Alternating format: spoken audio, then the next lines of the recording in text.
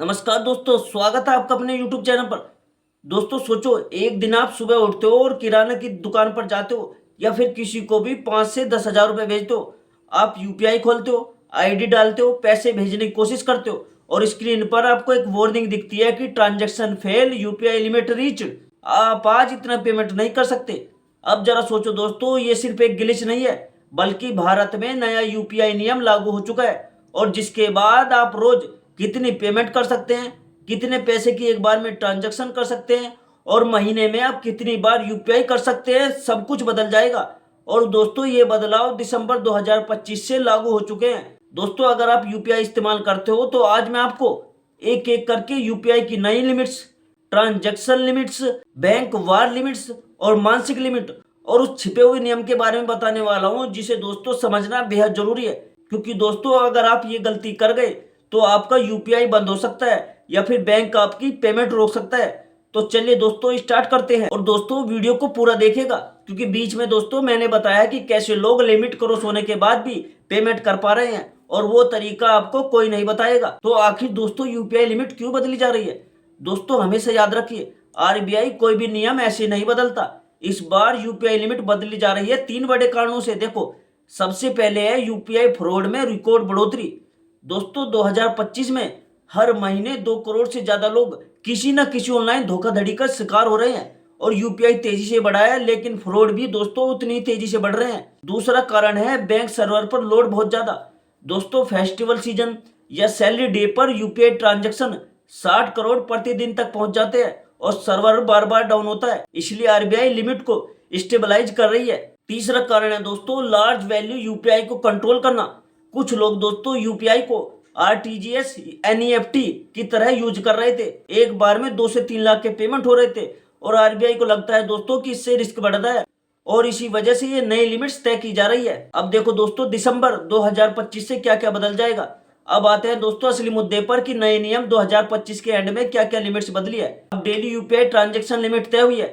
जी हाँ दोस्तों, अब एक यूजर सिर्फ 24 घंटे में सिर्फ 20 बार यूपीआई कर सकता है। पहले ये लिमिट दोस्तों बैंक अपनी मर्जी से तय करते थे, अब ये स्टैंडर्डाइज कर दी जाएगी। मतलब आप कितनी भी छोटी पेमेंट कर रहे हो, एक दिन में 20 बार से ज्यादा यूपीआई नहीं कर पाओगे।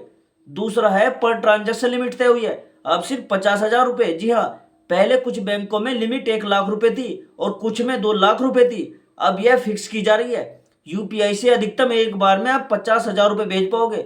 रियल टाइम पेमेंट करने के लिए आपको आरटीजीएस और एनईएफटी का यूज करना होगा। तीसरा मंथली लिमिट भी तय की गई है। जी हाँ दोस्तों, अब सिर्फ 2 लाख रुपए यूपीआई से भेज पाएंगे। यह दोस्तों सबसे बड़ा बदलाव है। हर महीने आप केवल 2 लाख रुपए तक की यूपीआई पेमेंट ही कर पाओगे। यह कैप बढ़ाया जा सकता है दोस्तों, लेकिन शुरुआत में यही होगा। और जो लोग दोस्तों फ्रीलांसर है, बिजनेस करते हैं या फिर रोज बड़े बड़े पेमेंट्स करते हैं, उन्हें सबसे ज्यादा असर पड़ेगा। मिनिमम केवाईसी यूपीआई अकाउंट्स के लिए भी लिमिट तय हुई है। जी हाँ दोस्तों, आधार केवाईसी ना होने पर एक दिन में सिर्फ आप 5,000 रुपए ही भेज पाओगे और पूरे महीने में सिर्फ 25,000 रुपए यूपीआई लिमिट होगी। अगर आप दोस्तों वॉलेट से पेमेंट करते हो तो 10,000 रुपए आप एक दिन में पेमेंट कर पाओगे। चाहे आप फोन पे वॉलेट चलाते हो, पेटीएम वॉलेट चलाते हो या अमेजोन वॉलेट चलाते हो, इन सब में अब सिर्फ आप 10,000 रुपए प्रतिदिन की लिमिट होगी। अब दोस्तों मैं आपको बैंक वाइज यूपीआई लिमिट्स बताता हूँ। अगर आपका दोस्तों बैंक इनमें है तो आपकी लिमिट ये होगी। देखो दोस्तों, अगर आपका एसबीआई में खाता है तो आप एक दिन में 1 लाख रुपए तक की पेमेंट कर पाओगे और एक बार में 50,000 रुपए ट्रांजेक्शन करोगे। वहीं एचडीएफसी बैंक में एक दिन में आप 1 लाख रुपए तक भेज सकते हो और एक बार में 50,000 की ट्रांजेक्शन कर सकते हो। वहीं आईसीआईसीआई बैंक में आप 1 लाख रुपए तक एक दिन में भेज पाओगे और एक बार में आप 50,000 का ही ट्रांजेक्शन कर पाओगे। वहीं अगर आपका खाता पंजाब नेशनल बैंक में है तो वहां पर आप एक दिन में 50,000 रुपए भेज पाओगे और एक बार में 25,000 की ट्रांजेक्शन कर पाओगे। अगर आपका खाता बैंक ऑफ इंडिया में है, वहां पर आप एक दिन में 40,000 रुपए भेज पाओगे और एक बार में 20,000 की पेमेंट कर पाओगे। और वहीं दोस्तों कोऑपरेटिव बैंक में 20 से 10,000 का ही आप ट्रांजेक्शन कर पाओगे। अब दोस्तों मैं आपको कुछ ट्रांजेक्शन बताता हूँ, अगर आप ये करोगे तो आपका यूपीआई तुरंत बंद हो जाएगा। देखो, अगर आप सेम नंबर को बार बार पैसे भेजोगे तो आपको फ्रॉड डिडक्शन ट्रिगर हो जाता है इससे यूपीआई को, और फिर वो आपका यूपीआई बंद हो सकता है। अगर आप कम समय में हाई वैल्यू यूपीआई पेमेंट करते हो तो इससे दोस्तों आपका यूपीआई बंद हो सकता है, क्योंकि आरबीआई इसे दोस्तों रिस्की मानता है। अगर आप अनवेरिफाइड मर्चेंट को पेमेंट करते हो तो उसे पहले वेरीफाई करना जरूरी होगा। अगर आप इंटरनेशनल यूपीआई रिक्वेस्ट एक्सेप्ट करते हो तो अब 2 स्टेप ऑथेंटिकेशन जरूरी होगा। रात 11 बजे के बाद आप बड़े पेमेंट नहीं कर पाओगे। दिसंबर 2025 में ये रेड जोन टाइम होगा। तो अब बात करते हैं दोस्तों, क्या यूपीआई पर चार्जेस भी लगेंगे? ये दोस्तों बहुत बड़ा सवाल है, लेकिन दोस्तों टेंशन मत लो, यूपीआई यूजर्स के लिए अभी यूपीआई फ्री रहेगा, लेकिन मर्चेंट पेमेंट्स पर बैंकों को 0.1% एमडीआर मिलेगा। वो कस्टमर से नहीं लिया जाएगा, वो मर्चेंट से लिया जाएगा। अगर दोस्तों आप वॉलेट से बैंक ट्रांसफर करोगे तो कुछ प्लेटफॉर्म पर आपको 1 से 3 रुपये कन्वर्जन फीस देनी पड़ सकती है। दोस्तों यूपीआई पर्सनल यूज के लिए फ्री है, लेकिन बैंक टू बिजनेस मॉडल बदल रहा है। अब देखिए दोस्तों, आपके महीने कैसे बदलेंगे। मान लीजिए आपके खर्चे दोस्तों ये है, घर के सामान के लिए आप 10 पेमेंट करते हो, ईएमआई के 2 पेमेंट करते हो, पेट्रोल के लिए आप 6 पेमेंट करते हो, ऑनलाइन शॉपिंग के लिए आप 3 पेमेंट करते हो, दोस्तों को घर वालों को पैसे भेजते हो, उसमें आप 5 बार यूपीआई यूज करते हो। तो दोस्तों आपकी टोटल 26 पेमेंट हो गई, लेकिन लिमिट है 20 पेमेंट। तो मतलब दोस्तों 6 पेमेंट आपकी फेल हो जाएगी। अब आपको दोस्तों स्ट्रैटेजी बदलनी पड़ेगी। कुछ पेमेंट आपको कार्ड से करने पड़ेंगे, कुछ ऑटो पे से करने पड़ेंगे, कुछ ऑनलाइन बैंकिंग से करने पड़ेंगे और कुछ यूपीआई से। और दोस्तों जो लोग हर छोटी चीज यूपीआई से करते थे, उन्हें आदत बदलनी पड़ेगी। अब दोस्तों मैं आपको वो ट्रिक्स बताता हूँ, अगर आपकी ट्रांजेक्शन खत्म हो जाती है तो आप कैसे पेमेंट कर पाओगे। देखो दोस्तों, अगर आपके 3 से 4 बैंक अकाउंट है तो उन्हें यूपीआई में जोड़ दो। एक बैंक से आप 20 ट्रांजेक्शन करते हो, दूसरे बैंक से भी 20 कर सकते हो, तीसरे बैंक से भी 20 ट्रांजेक्शन करते हो, यानी महीने में आपकी 40 से 60 ट्रांजेक्शन आराम से हो जाएगी। अब दूसरा मेथड यूज करो। अगर दोस्तों आपकी लिमिट क्रॉस हो जाती है तो यूपीआई लाइट का इस्तेमाल करो। यूपीआई लाइट अब 2000 रुपए तक ऑफलाइन चलता है, ये आपकी मेन यूपीआई लिमिट काउंट नहीं करता। तीसरा मेथड है दोस्तों, ऑटो पे फीचर सेट करो। ईएमआई, ओटीटी बिल ये यूपीआई लिमिट में फिर नहीं गिने जाएंगे। अगला मेथड है दोस्तों, बड़ी पेमेंट कार्ड के जरिए करो, लिमिट बची रहती है। देखो दोस्तों, अब मैं आपको वे 7 गलतियां बताता हूँ जिनकी वजह से आपका यूपीआई ब्लॉक हो सकता है। देखो, अगर आप बार बार गलत पिन डालोगे तो आपका यूपीआई ब्लॉक हो जाता है। Rooted mobile model device use करोगे तब आपका यूपीआई बंद हो जाएगा।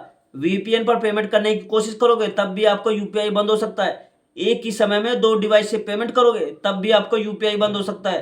लार्ज पेमेंट थोड़ा थोड़ा करके भेजोगे तब आपका यूपीआई ब्लॉक हो सकता है। अननोन ऐप्स को यूपीआई परमिशन दोगे तब भी आपका यूपीआई बंद हो सकता है। पेनल्टी के बाद भी केवाईसी ना कराना तब भी आपका यूपीआई ब्लॉक हो सकता है। तो दोस्तों देखो, अब यूपीआई लिमिट बदलने से किसको सबसे ज्यादा नुकसान होगा। देखो, सबसे पहले डिलीवरी बॉयज को, छोटे दुकानदारों को, स्टूडेंट्स को, फ्रीलांसर्स को, स्मॉल बिजनेस ओनर्स को, ऑनलाइन सेलर को। इनका दोस्तों पूरा बिजनेस यूपीआई पर ही चल रहा है। लेकिन दोस्तों चेंजेस जरूरी है, सिस्टम ओवरलोड हो चुका है। देखो दोस्तों, अब मैं आपको कुछ बोनस टिप्स बताता हूँ जो आपके बहुत काम आएंगे। देखो, आपकी यूपीआई लिमिट कैसे बढ़ सकती है। कम से कम 90 दिन तक बिना फेल पेमेंट करो। फुल केवाईसी अपने अकाउंट में करवा लो।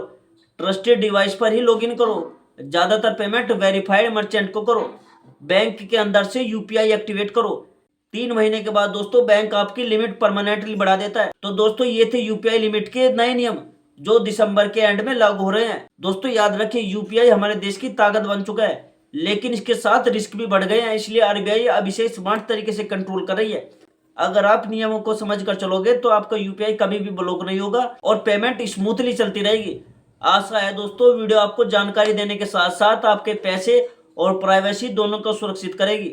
अगर दोस्तों वीडियो पसंद आई हो तो लाइक कर दीजिए। तो दोस्तों मुझे कमेंट में जरूर बताना कि आपको कौन सा नियम अच्छा लगा और कौन सा खराब।